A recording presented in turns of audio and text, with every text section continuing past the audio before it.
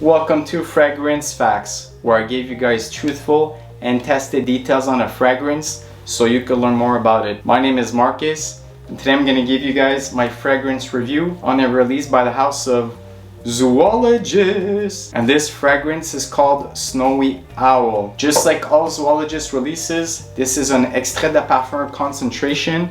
And this specific release is a 2020 release. It's by Spencer Hurwitz. Now what's unique about the house of Zoologist and the frag game is that they create artistic fragrances based on animals and the habitat that they live in. So if we take this Snowy Owl for example, it's supposed to evoke a snowy, frosty, frigid kingdom in which this animal lives in. Before I let you know if this fragrance lives up to that description, I just quickly want to talk about this house because a lot of people find that this fragrance brand is way too challenging to wear. I do see where they're coming from, but I don't 100% agree with that. I do think that some releases are to be worn in specific situations only, but nonetheless, just like Chipmunk and this one as an example, I find that they can be worn in several different situations.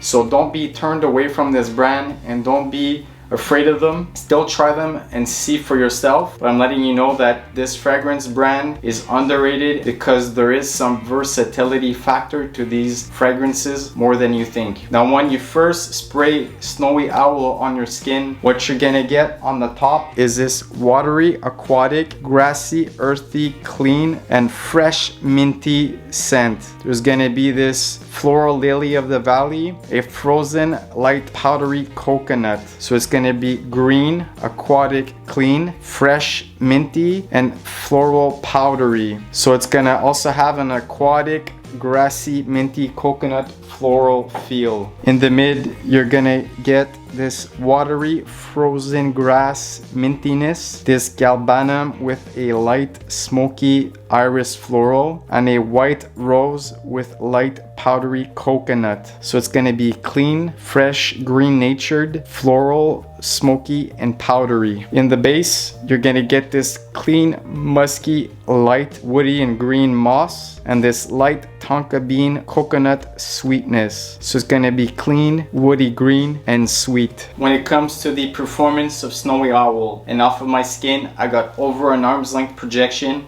for 1 hour, and then it would come closer to the skin. This was a skin scent at the 4 to 5 hour mark, and I was able to detect this off of my skin up to 10 hours. When it comes to the sillage scent whiff trail, I was able to notice this around me at a moderate level for 2 hours, and then it would go on the low side, but that low side would last another 7 hours for a grand total of 9 hours of sillage. When you're gonna hit around that 6 hour mark, you're gonna think that this fragrance is gone from you, but you're gonna get these random whiffs once in a while of this fragrance that just flies off of you, and it just tells you that it's not dead yet and it's still present. However, for zoologist standards, this is a more tamed and lighter average fragrance in the performance category. Usually their fragrances are very strong and potent, but it's not the case with this one. But regardless, this fragrance still has a lot of upside, and I'm going to talk to you more about the upside in just a second. But before I do so, I want to break down the composition. This fragrance hit the brief to a T, guys. Once again, Zoologist delivers to their promise. This is going to have this frosted, frozen coconut meat kind of a smell. It's also gonna have that cologne that's gonna give it this watery aquatic tone to it of like this watery snow. It's also gonna have that lily of the valley that gives it a bit of a frostiness and powderiness mixed with that coconut. And there's also gonna be some grassy notes, where this is where I think this fragrance has some versatility. So this fragrance can work you well in the winter on hotter days, but I also find this fragrance perfect for the transition between the winter cold to the spring summer to hotter weather. So this fragrance I find is 100% excellent, incredible, will work for you in that moment